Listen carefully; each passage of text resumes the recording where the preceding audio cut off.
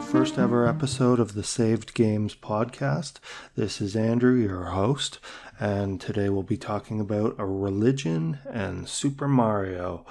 I know they don't really go together. You think, what's one have to do with the other? Well, let's look into it. I've been on a bit of a Super Mario Odyssey, so to say, into the religious symbolism in the Super Mario Bros. Franchise.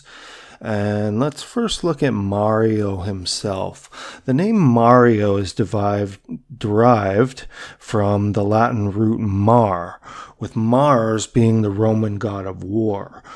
Mars is associated with the color red because of bloodshed and war. It's one of the reasons that the planet Mars is named after the god of war. It's too much of a coincidence that Mario wears a red shirt and hat. I guess it keeps the Goomba bloodstains from being visible. Smart choice, Mario. But Mario's namesake and his blood-soaked clothing are far from the only religious symbols in the series. Many of Mario's enemies are based on religious literature. For example, Bowser, King Koopa, aka the big bad antagonist of Mario, is said to be based on a Chinese spirit.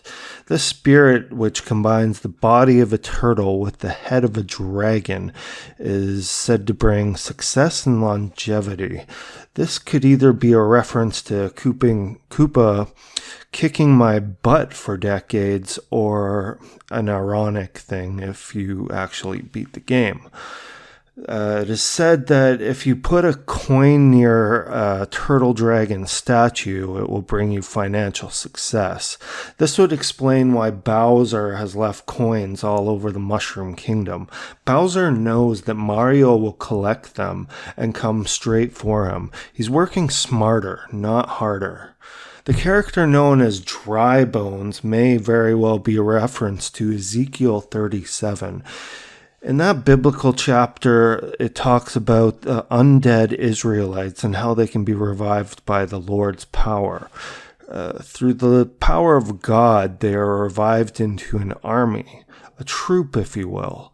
Dry Bones, the undead Koopa troop that they are, can be found in towers and castles.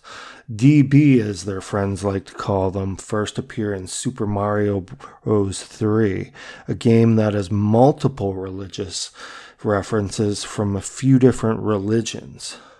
For example, there's a cross high in the sky in World 6-3. The only way to see the cross in the game is to fly there with P-Wings. That's a power-up in the game. It could be a coincidence, but let's look at another religious symbol that appears in the game. One of the power-ups in the Super Mario Bros. 3 is the Tanuki suit. In order to get the Tanuki suit, you need to grab it with a leaf. While in Japanese folklore, the Tanuki place a leaf on their head in order to transform.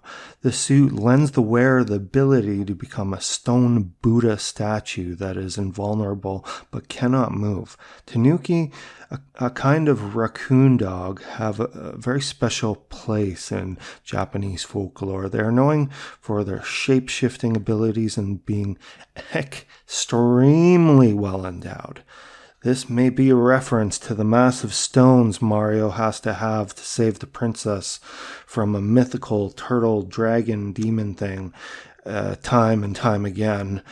As far as buildings go, there's the World 5 Spiral Tower in Super Mario Bros. 3. It is said to resemble the Great Mosque of Samsara. Others have mentioned its similarity to Mount Purgatory from Dante's Divine Comedy.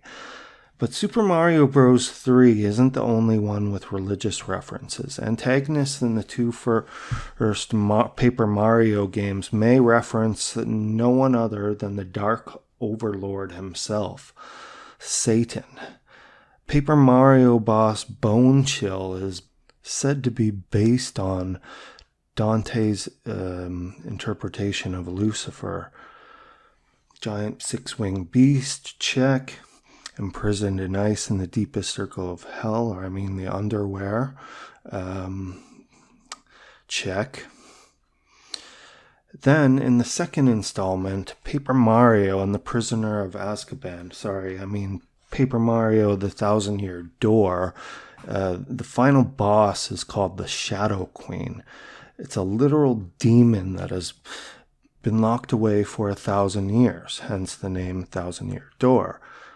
It sounds pretty much like the story of Satan. He got locked away and got released, and, it took a long time, give or take 1,000 years. But that's all for today, folks. I hope you enjoyed today's show, and I look forward to hearing your thoughts. All right, I'll catch you next time.